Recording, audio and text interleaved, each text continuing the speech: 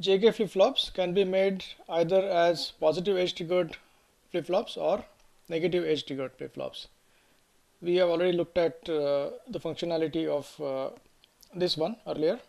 That is the transition table for a negative edge triggered flip-flop. And similarly, here we have a positive edge triggered flip-flop, and that is the table for it. The only difference is here we have a positive going clock edge as the active edge. Here we have a negative going clock edge as the active edge. Otherwise, these entries are identical.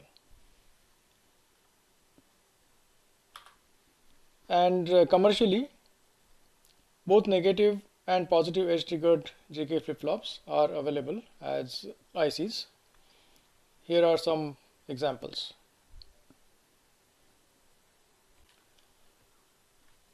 We would now like to make a very important point about the operation of JK flip-flops, in particular edge triggered JK flip-flops. And we will do that by taking a negative edge triggered JK flip-flop as an example, as shown here. This is the clock. These are the active edges. The positive edge is denoted by T1A, the negative edge by T1B for the first clock pulse. And for the second clock pulse, the positive edge is T2A and the negative edge is T2B. As we have seen earlier, when clock is high, for example in this interval between T1A and T1B, the J and K inputs determine the state of the master latch. The output of the master latch is Q1. During this time, clock bar is 0 and therefore the slave is not enabled. Its output does not change. That is, Q does not change, and Q is the flip-flop output. So during this time, we don't see any change in the flip-flop output, although things are happening inside the flip-flop in the master part. Alright. Now when the clock goes low, the slave flip-flop becomes active. The master does not allow any changes anymore in Q1. The slave flip-flop becomes active. And now this change which happened in Q1 in the earlier phase, that is clock equal to 1 phase, it gets transferred to the slave output, which is Q.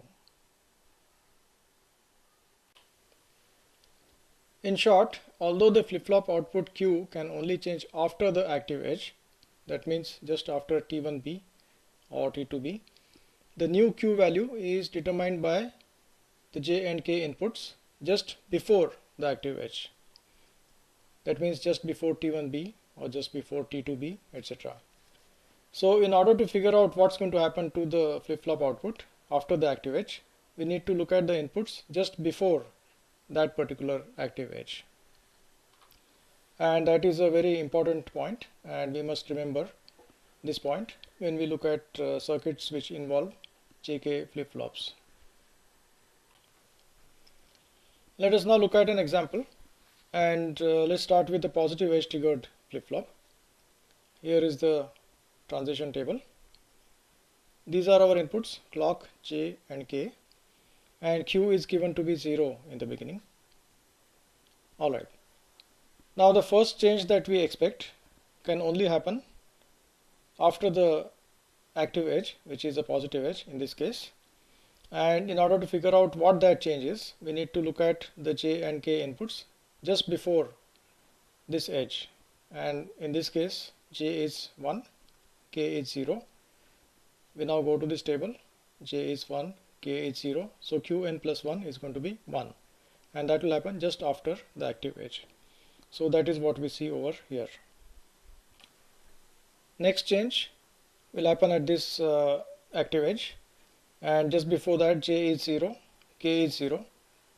And in that case, Qn plus 1 remains equal to Qn. So therefore, this Q equal to 1 will continue until we come to the next clock edge, the active edge.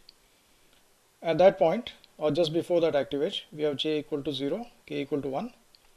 And then we expect Qn plus 1 to become 0. And that is what we see here.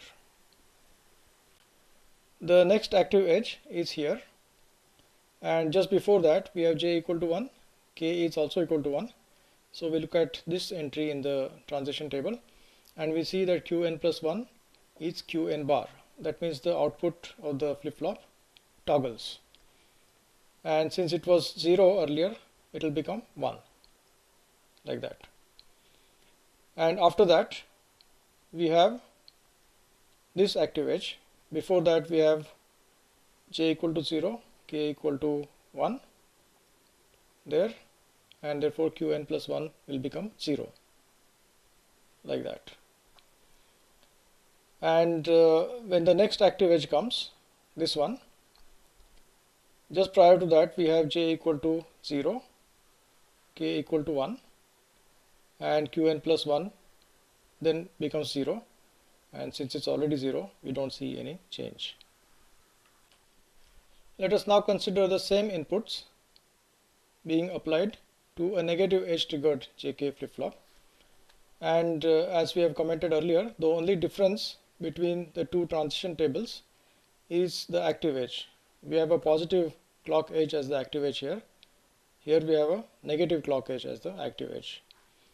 And you are encouraged to go through all the transitions in the waveforms and verify that the Q waveform looks like this.